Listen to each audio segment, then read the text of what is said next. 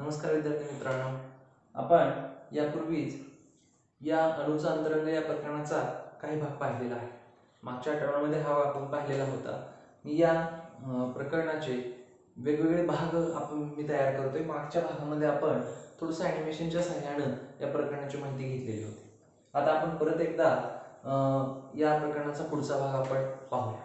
आता विद्यार्थी मित्रांनो, आपण मागच्या प्रकरणामध्ये पाहिलं होतं की अणू आणि अणूची रचना कशी असते. मग हा जो अणू आहे तो अणू 3 कणांनी बनलेला असतो, बरोबर ना. अणूच्या केंद्रकामध्ये असणारा प्रोटॉन आणि न्यूट्रॉन आणि अणूच्या बाह्य कक्षेमध्ये असणारा इलेक्ट्रॉन, बरोबर ना. प्रोटॉनवरती कोणता प्रभार असतो? बरोबर आहे, धन प्रभार असतो. न्यूट्रॉनवरती कोणताही प्रभार नसतो. तर इलेक्ट्रॉनवरती कोणता प्रभार असतो? ऋण प्रभार असतो, बरोबर आहे ना. आणि जेवढी संख्या प्रोटॉनची असते, कणांची असते, तेवढीच संख्या इलेक्ट्रॉनची असते, बरोबर. म्हणजे जेवढे धनप्रभारित कण तेवढेच ऋण प्रभारित कण. आणि हे असं असल्यामुळं की अणूवरती म्हणूया आपण की बॅलन्स राहतो आणि अणू निष्क्रिय राहतो, अणूवरती कोणताही प्रभार उरत नाही.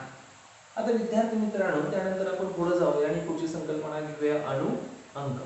आता अणु अंक म्हणजे काय हे आपण पाहणार आहोत. आता अणु अंक म्हणजे काय हे पाहत असताना आपण पाहिलं होतं की अणूमध्ये 3 कण असतात, बरोबर ना. यामध्ये अणूमध्ये असणारे जे प्रोटॉन आहेत, या प्रोटॉनच्या कणांची संख्या म्हणजे अणु अंक. बघा, अणु अंक म्हणजे काय, तर अणूमध्ये असलेल्या प्रोटॉनच्या कणांची संख्या म्हणजे अणु अंक.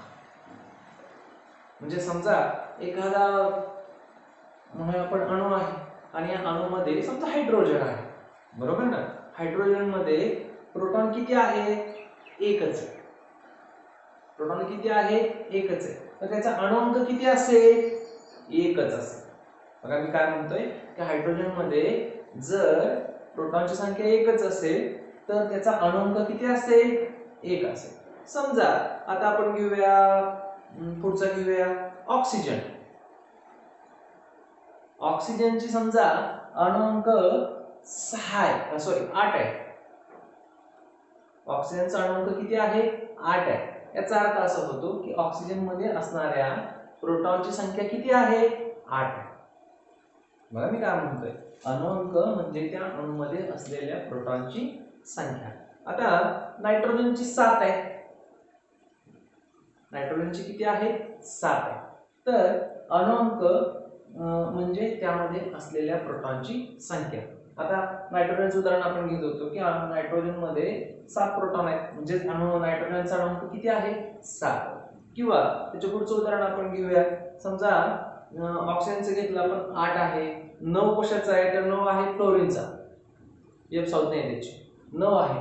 फ्लोरीन मध्ये 9 प्रोटॉन आहेत. याचा अर्थ असा होतो की त्याचा अणु अंक किती आहे? 9 आहे. आता हे अणु अंक कोणत्या अक्षराने दर्शवले जातात? तर झेड या अक्षराने दर्शवले जातात. बघा मी काय म्हणतोय, अणु अंक कोणत्या अक्षराने दर्शवला जातो? झेड या अक्षराने दर्शवला जातो. ठीक आहे, लक्षात आलं असेल तुमच्या अणु अंक. आता अणु वस्तुमानांक म्हणजे काय आपण या अगोदरच पाहिलेलं आहे की अणूच्या केंद्रकामध्ये प्रोटॉन न्यूट्रॉन कण असतात आणि इलेक्ट्रॉन बाह्य कक्षेमध्ये असतात आणि त्यांचं वस्तुमान नगण्य असतं. हायड्रोजनचं उदाहरण आपण पाहिलं होतं की 1800 पटीनं काय आहे, तो हायड्रोजनच्या कणापेक्षा अति लहान आहे.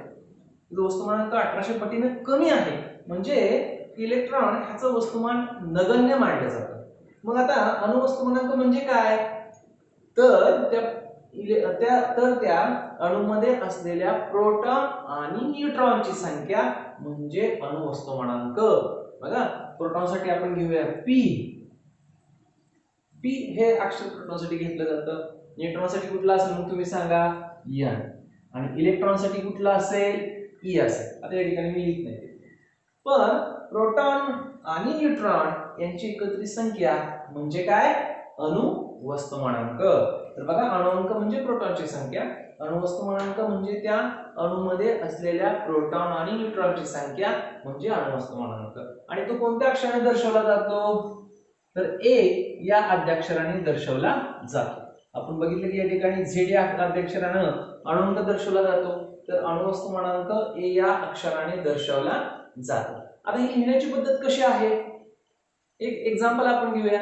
मगाशी मी म्हटलं तुम्हाला की ऑक्सिजनचा अणुअंक किती आहे? तर ऑक्सिजनचा अणुअंक आहे 8.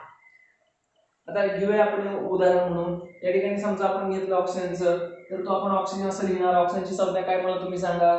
अतिशय सोपी संज्ञा आहे O. बरोबर आहे. आणि जो या ठिकाणी O वरती आपण लिहूया A.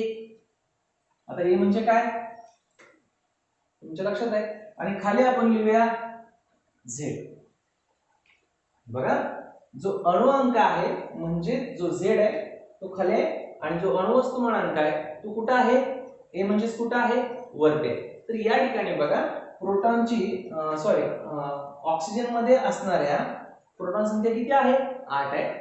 आणि अणुवस्तुमानांक म्हणजे प्रोटॉन आणि न्यूट्रॉन यांची बेरीज. आता लक्षात घ्या, साधारणतः त्या दोन्हीची संख्या सुद्धा एकच असते. काही ठिकाणी मात्र आपण म्हणू शकतो की काही अंशी थोडीशी तफावत आढळेल. तो आपण पुढे भाग पाहणार आहोत समस्थानिकेमध्ये. पण बहुअंशी किंवा आपण म्हणूया अगदी 99% मूलद्रव्यांच्या बाबतीत दोन्हीची संख्या कशी असते, तीच असते. मग आता समजा या ठिकाणी आपण ऑक्सिजनचं उदाहरण घेतलेलं आहे. ऑक्सिजन मध्ये असलेल्या प्रोटॉनची संख्या किती असणार आहे, किती आहे, 8 आहे. बरोबर. तर त्याचा अणुअंक किती आला, 8 आला. आणि अणुवस्तुमानांक जेवढेच प्रोटॉन तेवढेच न्यूट्रॉन असतात. आणि मग अशा वेळेला अणुवस्तुमानांक किती येईल, प्रोटॉन प्लस न्यूट्रॉन म्हणजेच 8 अधिक 8 किती येईल, 16. म्हणजेच बघा ऑक्सिजनच्या बाबतीत आपण पाहिलं की ऑक्सिजनचा अणुवस्तुमानांक किती येईल, 16 येईल. आणि ऑक्सिजनचा अणुअंक किती येईल, 8 येईल. तू लिहिला कशा पद्धतीने जातो बघा. वरती काय लिहिलंय त्यांनी, अणुवस्तुमानांक वरती लिहिलेला आहे आणि अणुअंक कुठे लिहिलेला आहे, खाली लिहिलेला आहे. म्हणजेच आपण कसं लिहिणार, या ठिकाणी तर मी हे 16 तात्पुरतं करतो. या ठिकाणी कसं लिहिणार आपण, तर हे असं लिहिणार. हा O म्हणजेच हा ऑक्सिजन, खाली Z म्हणजेच आपण लिहिणार इथं 8 आणि वरती लिहिणार आपण या ठिकाणी 16. तर अशा पद्धतीनं अणुवस्तुमानांक दर्शवला जातो. आता एक लक्षात घ्या, आता काही एक्झाम्पल म्हणून आपण घेऊ शकतो पुढं. की समजा ऑक्सिजनचं आपण बघितलं, नायट्रोजनचं मागे मी तुम्हाला म्हणलं नायट्रोजनच्या प्रोटॉन संख्या किती आहे, 7 आहे. म्हणजेच नायट्रोजनचा अणुअंक किती असणार, 7. अणुवस्तुमानांक किती असणार, जेवढे प्रोटॉन तेवढेच न्यूट्रॉन किती असणार, बरोबर आहे, 14. मॅग्नेशियमचे समजा अणुवस्तुमानांक 24 असेल, अणुवस्तुमानांक 24 असेल तर अणुअंक किती असेल, दोन्हीची बेरीज आहे. बरोबर ना.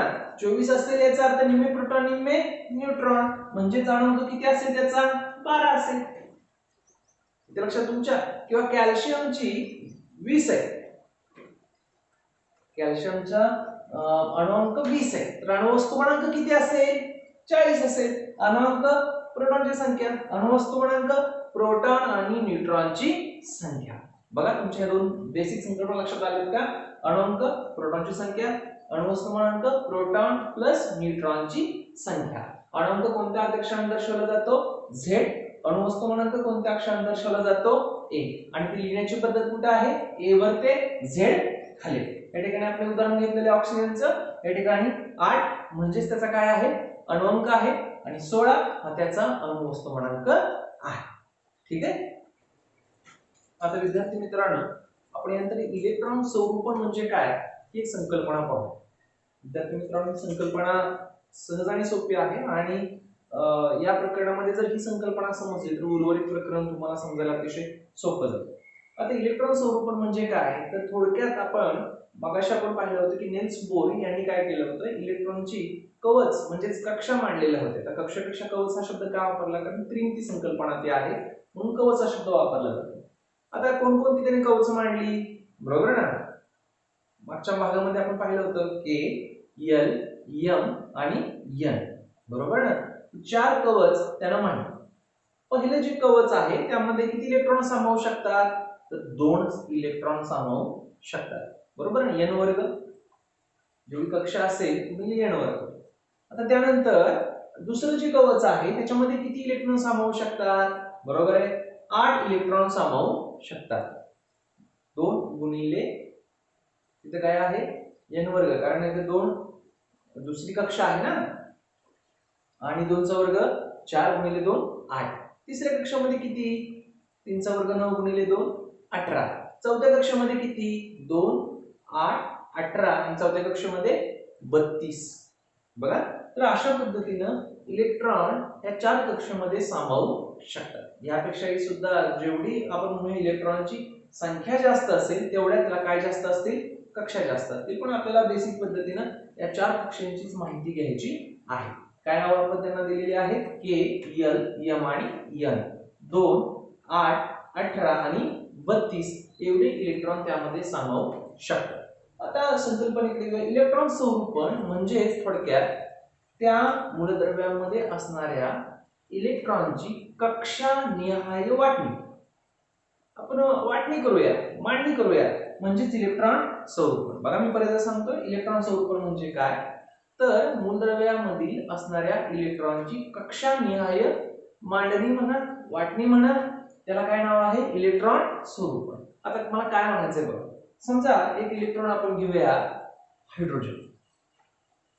आता हायड्रोजन मध्ये असलेल्या इलेक्ट्रॉनची जी संख्या आहे ती किती आहे? 1 आहे. किती आहे? हायड्रोजन बरोबर 1. एकच आहे. तर त्यामध्ये असणारा जो इलेक्ट्रॉन आहे तो कुठे असेल? फक्त पहिल्याच कक्षेमध्ये असेल. एकच आहे ना, पहिल्या कक्षेमध्ये 2 बसू शकतात, संख्या एकच आहे, त्यामुळे त्याला इतर कक्षा असण्याचा काही फारसा विषय नाही, आणि शिवाय पहिल्याच कक्षेपुरता तो मर्यादित असेल. आता आपण हायड्रोजन नंतर पुढचं उदाहरण घेऊया. आता हायड्रोजन नंतर दुसरं आता हेलियम आहे, त्याचे 2 आहे, त्यालाही फक्त एकच कक्षा असेल, कारण पहिल्या कक्षामध्ये 2 बसू शकतात. तिसरं उदाहरण आहे लिथियमचं. आता लिथियम मध्ये इलेक्ट्रॉन संख्या किती आहे? तर 3 आहे. लिथियम मध्ये असणाऱ्या इलेक्ट्रॉनची संख्या किती आहे? 3 आहे. आता या ठिकाणी बघा, त्याला 2 कक्षा असतील. पहिल्या कक्षेमध्ये 2 असणार आणि दुसऱ्या कक्षेमध्ये राहिलेला एक, तो एकूण 3 झाले. पहिल्या कक्षेमध्ये 2 आणि राहिलेला दुसऱ्या कक्षेमध्ये किती झाले? या ठिकाणी 3 झाले.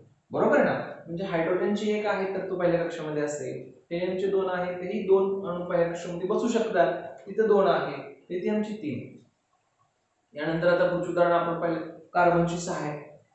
बरोबर ना? मगाशीच आपण एक्झाम्पल घेतलं होतं, कार्बनची 6 आहे, म्हणजे पहिल्या कक्षेमध्ये 2 असतील आणि दुसऱ्या कक्षेमध्ये राहिलेले 4 असतील. बरोबर. 7 कशाची बघितली तुम्हाला सांगा तुम्ही? 7 बघितली होती मगाशी आपण, संयुजा प्रोटॉनची संख्या मागाच्या उदाहरणामध्ये. 7 कशाची आहे? कोण सांगेल मला? सोडियमची आहे, नायट्रोजनची आहे. कोणाचे? नायट्रोजनचे आहे. तर 7 नायट्रोजनचे आहे, म्हणजे पहिल्या कक्षेमध्ये 2 आणि दुसऱ्या कक्षेमध्ये 5. आता पुढचा कोण आहे? 8 ज्याची कोणाची आहे? इलेक्ट्रॉन संख्या कोणाची 8 आहे? तर ती आहे आपल्या ऑक्सिजनची. तिथे कसं असेल? पहिल्या कक्षेमध्ये असतील 2, दुसऱ्या कक्षेमध्ये असतील 6. आता समजा आपण असं म्हणूया की पहिल्या कक्षेमध्ये 2 बसतायत, दुसऱ्या कक्षेमध्ये 8 बसतात. बघा, ही संख्या फार महत्वाची आहे, संख्या फार महत्वाची. आता एक उदाहरण आपण घेऊया, समजा फ्लोरीनचं. आता फ्लोरीन मध्ये या ठिकाणी बघा, फ्लोरीन मध्ये असलेल्या जी संख्या आहे, संख्या किती आहे? तर फ्लोरीनची संख्या आहे 9. फ्लोरीनची जी संख्या आहे ती आहे 9. मग आता पहिल्या कक्षामध्ये किती असतील? 2. दुसऱ्या कक्षामध्ये किती असतील? 7. बरोबर ना? एकूण 9 झाले. 10 कोणाचे आहे? तर निऑनचे आहे. आता निऑनचे इलेक्ट्रॉन स्वरूपण कसं येईल, म्हणजे वाटणी कशी येईल? पहिल्या कक्षेमध्ये 2 आणि दुसऱ्या कक्षेमध्ये 8. आता एक या ठिकाणी गोष्ट लक्षात घ्या, या निऑनचं इलेक्ट्रॉन स्वरूपण पहिल्या कक्षेमध्ये 2, दुसऱ्या कक्षेमध्ये 8. आता या ठिकाणी त्याची कक्षा पूर्ण झालेली आहे. पहिल्या कक्षेमध्ये जास्त असतं किती इलेक्ट्रॉन बसू शकतात? 2 बसू शकतात.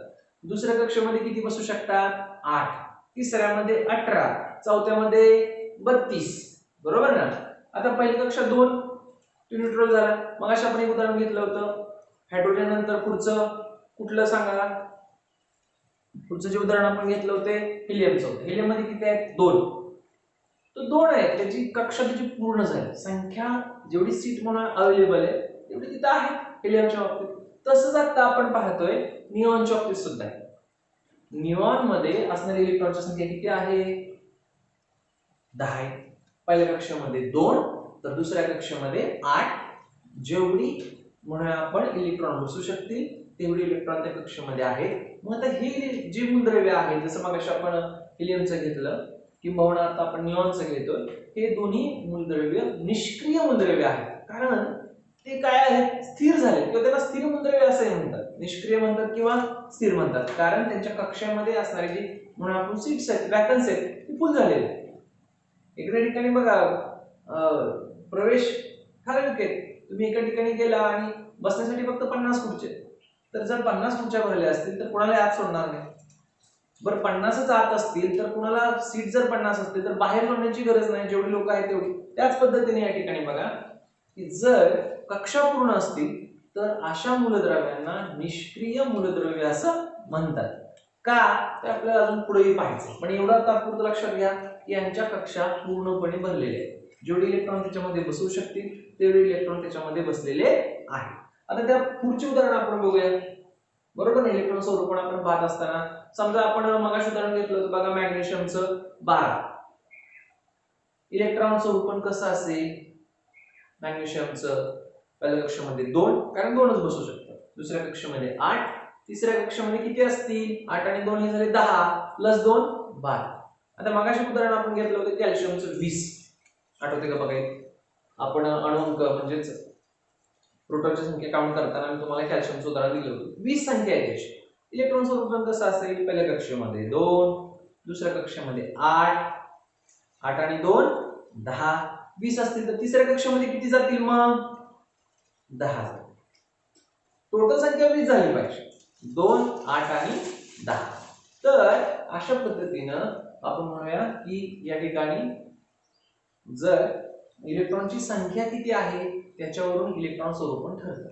एक्झाम्पल म्हणून समजा जर एखाद्याची इलेक्ट्रॉन संख्या 40 असेल तर इलेक्ट्रॉन स्वरूपण कसं असेल, वाटते झिंकची असेल तेवढी, पण शुअर आपण नंतर पाहूया. समजा 40 आहे, पहिल्या कक्षामध्ये 2, दुसऱ्यामध्ये 8, तिसऱ्यामध्ये 2, 8, 18, 8 आणि 2 10, 10 आणि 18 किती झाले 28.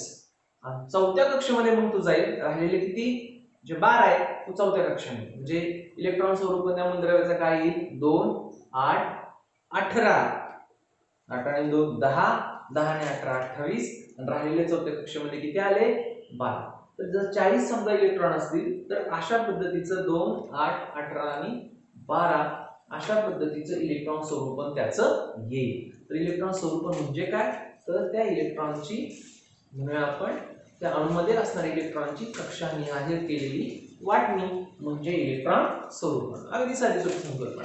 त्यानंतर पुढची संकल्पना काय आहे, संयोजी इलेक्ट्रॉन. आता संयोजी इलेक्ट्रॉन म्हणजे काय बघा, की आपण मगाशी पाहिलं की शेवटच्या कक्षेमध्ये किती इलेक्ट्रॉन राहतात. समजा आताच आपण उदाहरण घेतलं होतं 40 असतील तर 2, 8, 18 राहिले किती राहिले 2 आणि 8 10, 18 आणि 10 28 राहिले किती 12. तर शेवटच्या कक्षेमध्ये किती इलेक्ट्रॉन राहिले 12. तर 12 म्हणजे हे जे इलेक्ट्रॉन आहेत त्या इलेक्ट्रॉनला म्हणतात संयोजी इलेक्ट्रॉन. शेवटच्या कक्षेमध्ये असलेल्या इलेक्ट्रॉनची संख्या म्हणजे संयोजी इलेक्ट्रॉन. बघा इथे लक्षात, शेवटच्या कक्षेमध्ये असलेली इलेक्ट्रॉनची संख्या. आपण मगाशी उदाहरण घेतलं होतं ऑक्सिजनचं 8, पहिल्या कक्षेमध्ये 2, दुसऱ्या कक्षेमध्ये 6, त्याचं संयोजी इलेक्ट्रॉन किती येईल 6. दुसरं आपण त्याच्या पुढचं उदाहरण कोणाचं घेतलं होतं, 7 कोणाची होती नायट्रोजनची होती, 2 आणि 5 संयोजी इलेक्ट्रॉन किती येईल 5. बरोबर ना. त्यानंतर मग ते फ्लोरीनचं उदाहरण घेतलं होतं 9. बरोबर, 9 म्हणजे पहिल्या कक्षेमध्ये 2, दुसऱ्या कक्षेमध्ये 7 संयोजी इलेक्ट्रॉन किती येईल 7. तर अशा पद्धतीनं संयोजी इलेक्ट्रॉन म्हणजे शेवटच्या कक्षेमध्ये असलेली इलेक्ट्रॉनची संख्या.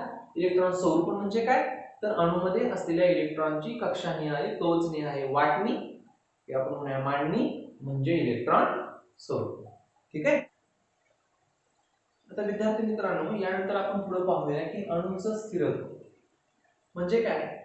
तर आपण यावरच पाहिलेलं आहे की अणूमध्ये प्रोटॉन, न्यूट्रॉन, इलेक्ट्रॉन हे 3 कण असतात आणि या ठिकाणी इलेक्ट्रॉन स्वरूपण आपण पाहत असताना आपण पाहिलं की शेवटच्या कक्षेमध्ये असणारी इलेक्ट्रॉनची संख्या वेगवेगळी असते. आता स्थिरत्व होणं म्हणजे काय होणं ते समजून घेण्यासाठी आपण ही वेगवेगळी उदाहरणं आपण या ठिकाणी पाहू.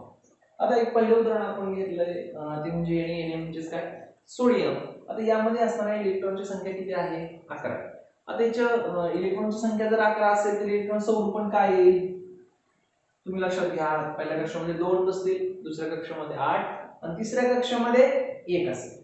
आता आपली संख्या काय सांगते KL M आणि N 2 8 18 आणि चौथ्या कक्षामध्ये 32. आता जर ही संख्या या ठिकाणी असेल तर ह्याचं इलेक्ट्रॉन स्वरूपण आपण आता बघितलं की पहिल्या कक्षामध्ये काय आपण या ठिकाणी थोडक्यात लिहितो 2 8 आणि 1 बरोबर ना. जर पहिल्या कक्षामध्ये 2 बसतील, दुसऱ्या कक्षामध्ये 8 आणि तिसऱ्या कक्षामध्ये किती 1 जाईल. पण तिसऱ्या कक्षामध्ये संख्या कितीची आहे किंवा किती बसू शकतात 18 बसू शकतात. म्हणजे सोडियमच्या आपण पाहिलं की तिसऱ्या कक्षामध्ये किती जागा रिक्त आहेत 17 जागा रिक्त आहेत. म्हणजे तो स्थिर आहे का नाही. जर बॅलन्स झालाय का पूर्णपणे नाही. जेवढ्या जागा अवेलेबल आहेत तेवढे आहेत का इथं नाही. बरोबर ना. मग तुम्हाला म्हणलं की समजा एखाद्या ठिकाणी कार्यक्रमामध्ये असणाऱ्या खुर्चीची संख्या 50 आहे. जर 50 प्रेक्षक असतील तर तो हॉल पूर्णपणे भरला आपण असं म्हणू शकतो.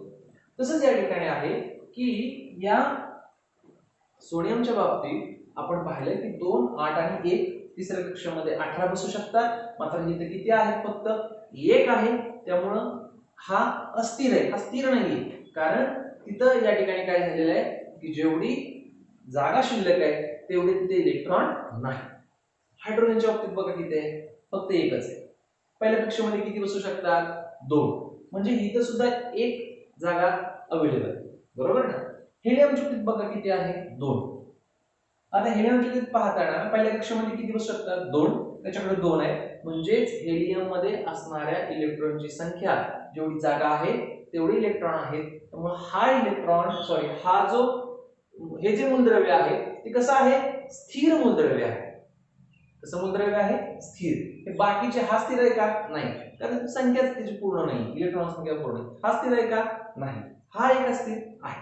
आता दुसरं उदाहरण आपण घेऊया नायट्रोजन 7. त्याचं इलेक्ट्रॉन स्वरूपण कसं येईल बघा. मगाशीच आपण पाहिलं 2 आणि 5. आता दुसऱ्या कक्षामध्ये किती बसतायत 5 बसतात. 5 बसतात म्हणजे दुसऱ्या कक्षामध्ये किती बसले पाहिजे 8. म्हणजे किती जागा व्हॅकन्सी किती शिल्लक आहे 3 ची शिल्लक आहे. लक्षात घ्या या ठिकाणी व्हॅकन्सी कितीची आहे 3 ची आहे. अजून 3 इलेक्ट्रॉन तिथे बसू शकतील.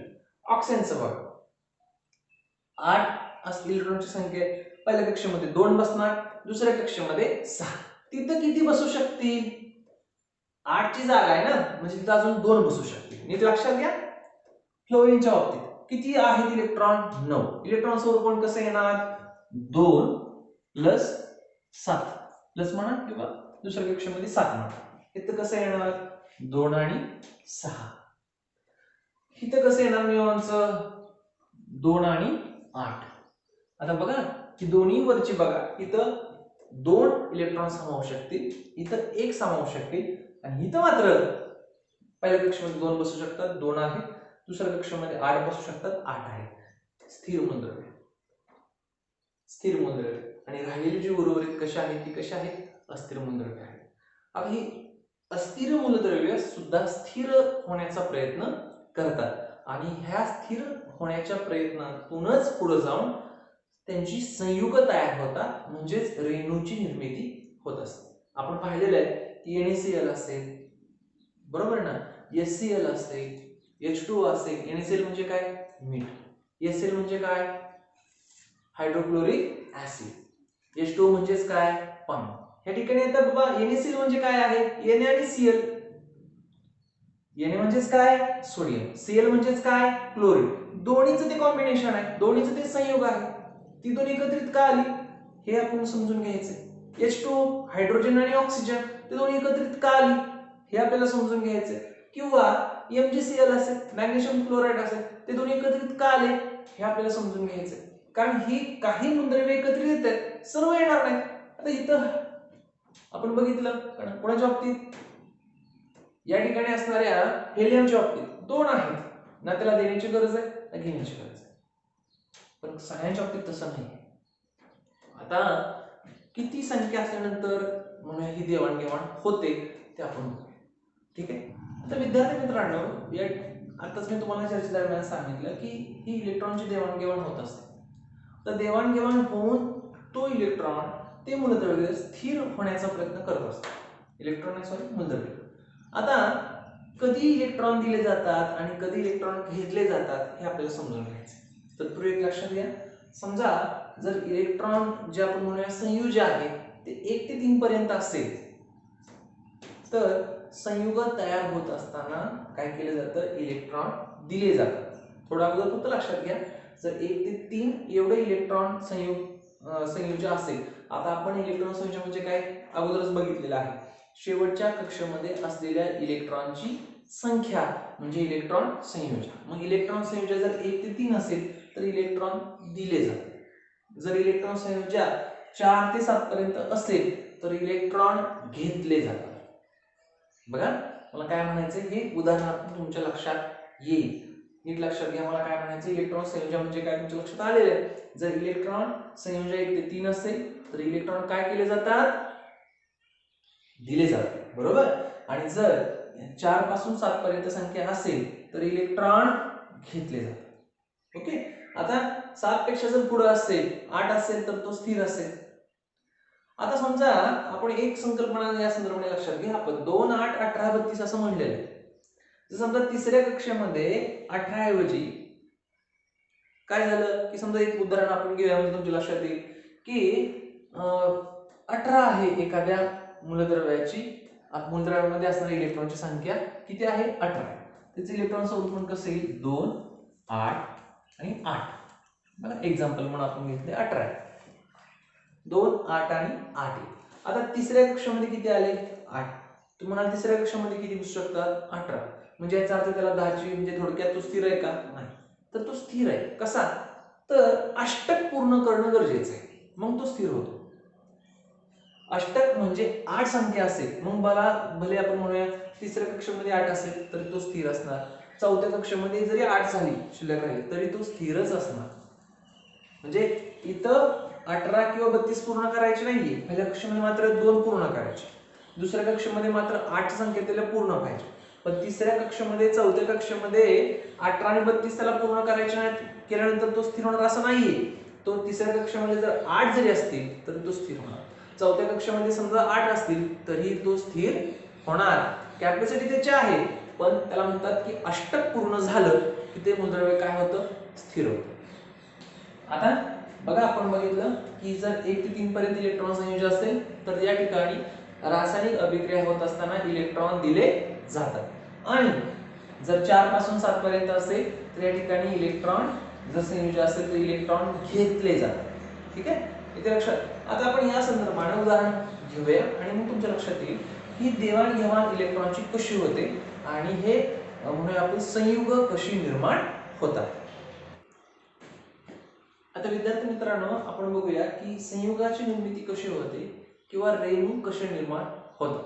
आता आपल्याला या संदर्भाने एक गोष्ट पहिल्यांदा लक्षात घ्या की ज्या वेळेला इलेक्ट्रॉन दिले जातात किंवा घेतले जातात त्यावेळेला कोणीतरी इलेक्ट्रॉन देणारा लागतो आणि कोणीतरी इलेक्ट्रॉन घेणारा लागतो. म्हणजे काय ते उदाहरणाच्या सहाय्याने आपण लक्षात घेऊया. मग तुमचे इलेक्ट्रॉन संयोजन तुमच्या लक्षात आले असेल तर ती संकल्पना लक्षात आल्याशिवाय पुढच्या संकल्पना लक्षात येणार नाही. प्रकरणात तुम्ही हे व्हिडिओ पाहत असताना काळजीपूर्वक व्हिडिओ पहा, कारण एका संकल्पनेवरती दुसरी संकल्पना आधारित आहे आणि यामुळं हे समजत नसेल तर थोडंसं पाठीमागे जावं आणि मग पुढे नक्की समजेल. आता या ठिकाणी मी काही संयोगाची उदाहरणं लिहिलेली आहेत आणि ही संयोगाची उदाहरणे या बाजूला लिहिलेली आहेत आणि पलीकडे जे लिहिलेले आहेत ते त्याच्या इलेक्ट्रॉन संयोजन मी लिहिलेले आहेत. तुमच्या लक्षात येईल की आता समजा उदाहरणार्थ HCl आहे, हा एक रेणू आहे, हे एक संयुग आहे म्हणजेच हायड्रोक्लोरिक ऍसिड. आता यामध्ये काय काय आहे, हायड्रोजन आहे, क्लोरीन. आता मी गोल जे तुम्हाला लिहिलेले दिसत आहे गोलात काय लिहिलेलं आहे तर या ठिकाणी एक लिहिले, एक म्हणजे त्याची इलेक्ट्रॉन संयोजन लिहिलेली आहे. कारण हायड्रोजन मध्ये असणाऱ्या इलेक्ट्रॉनची संख्या एकच असते आणि शेवटच्या कक्षात त्याला एकच कक्षा आहे. शेवटच्या कक्षामध्ये म्हणजे पहिल्याच कक्षेमध्ये असणारी इलेक्ट्रॉन संख्या किती आहे, 1. क्लोरीनची किती आहे, 2, 17 आहे. टोटल संख्या 17 आहे. त्यामुळे त्याचे इलेक्ट्रॉन स्वरूप पण कसं येईल, 2, 8 आणि 7. आणि त्याची इलेक्ट्रॉन संख्या किती आहे, 7. कारण शेवटच्या कक्षामध्ये किती आहेत, 7. ओके. तसं इथे H2O चा आहे. H2O म्हणजे काय, पाणी. हायड्रोजन मध्ये बरोबर वरती सांगितल्याप्रमाणे एक ऑक्सिजनची किती आहे 8 आहे. पहिल्या कक्षामध्ये 2, दुसऱ्या कक्षामध्ये 6, म्हणजे इलेक्ट्रॉन त्याची किती आली 6. तिसरा आहे MgCl.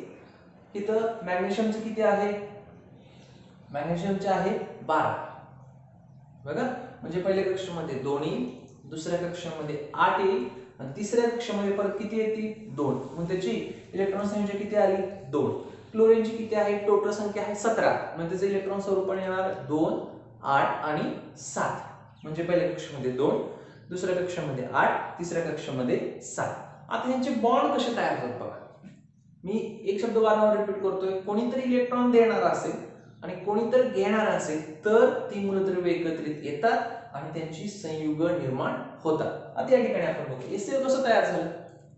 या ठिकाणी हायड्रोजन एक आहे, त्याला मग सांगितल्याप्रमाणे त्याला द्विक पूर्ण करायचं आहे, बरोबर ना.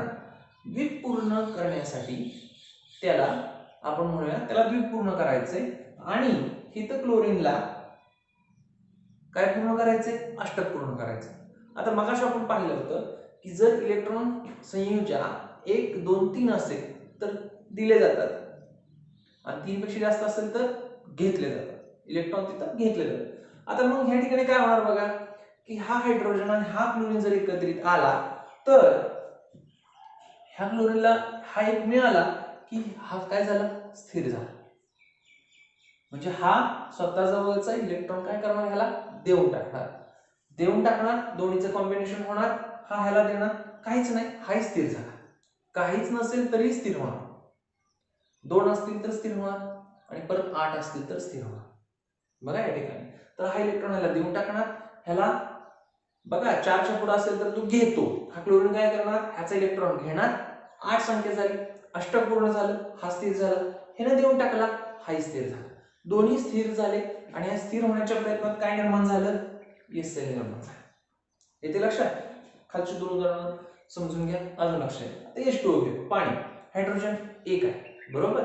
म्हणजे ह्याला एक देऊन टाकायचं.